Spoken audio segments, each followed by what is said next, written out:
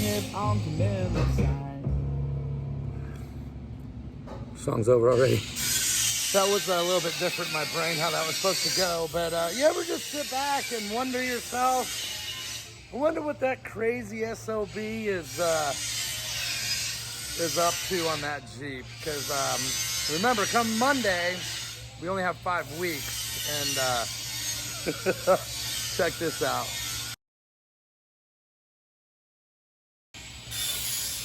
So, it's actually pretty cool. I know all you boys are gonna give me shit about this, but I am keeping my B-pillars. I am not B-pilling, chopping it.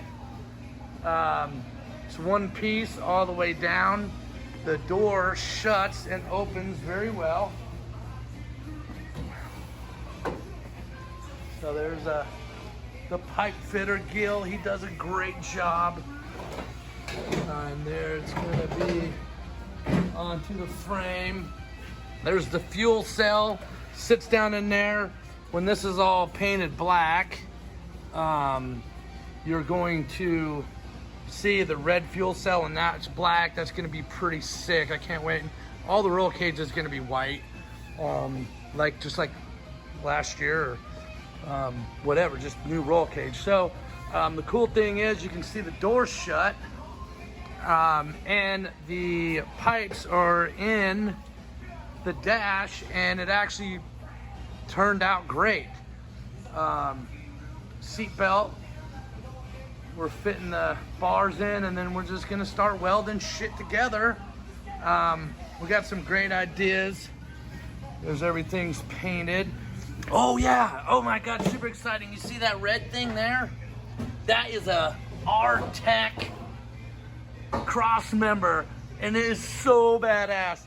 So I used to run this one here, and that's a Poison Spider one. And that R-Tech one makes the Poison Spider one look like a stock, weak, chintzy one.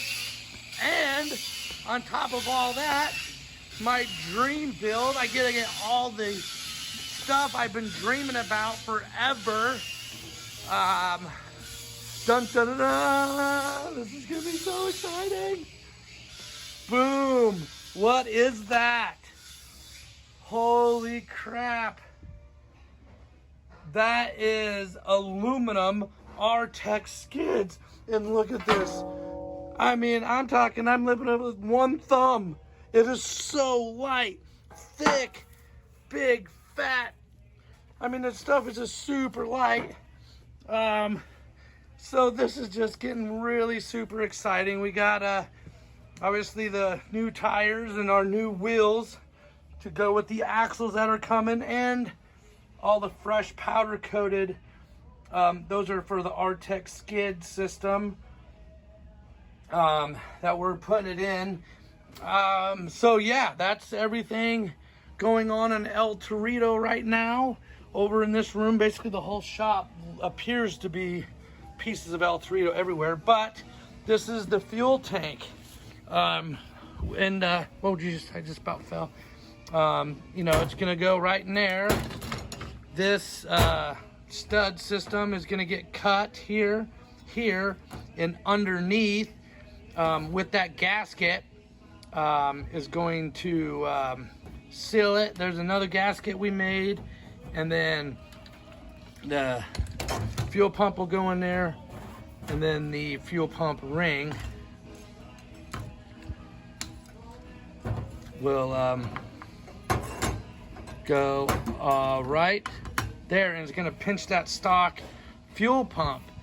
Yeah, so that is the stuff that's going on here on El Torito. It is a little overwhelming, but that is all the stuff coming together. One thing that a couple people have mentioned is when it comes to the fuel pump, why am I going through all this work? There's several options, you know, mounting a fuel pump on the frame rail or what have you, and basically my Jeep has 170,000 miles on it with that stock pump. And what a lot of people, well, I know everybody thinks about it, but that stock pump has the proper volume. It has the proper pressure. It has the proper hold. It has the proper initial pulse that it needs to pump the injectors up. And my Jeep has made it 170,000 miles with the stock components. So I'm gonna stick with the stock fuel pump and the fuel gauge. The fuel gauge is gonna work great. I'm gonna put all the racing foam. You can see over there, that black square, that's all the foam. That's gonna go back in the gas tank, and we're gonna run, there's a pickup, but if you recall, the pump actually sits in a little tank. So fuel will be in there. So if I ever get, you know, on a climb, sideways, inverted,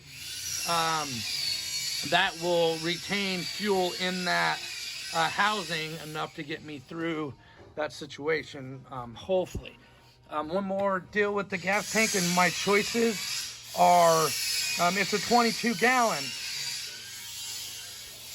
And so it's kind of big. I'm probably not going to put 22 gallons in this tank to go run because that's a lot of weight.